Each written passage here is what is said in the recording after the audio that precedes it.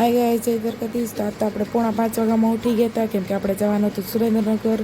અને શેરીમાં તો જો સુમસાન શેરી હતી ને, તૈયાર થઈને આપણે બેસી ગયા હતા ગાડીમાં, કેમ કે આપણે સ્ટેશને પહોંચવાનું હતું.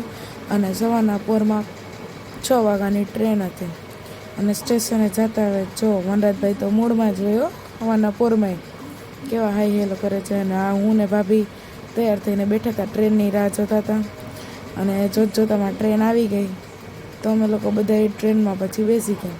અને પછી લગ્નમાં પહોંચ્યા તો હજી તો કાંઈ તૈયારી નહોતી, તો અમે લોકો તો ગામમાં વયા ગયા હતા ખરીદી કરવા.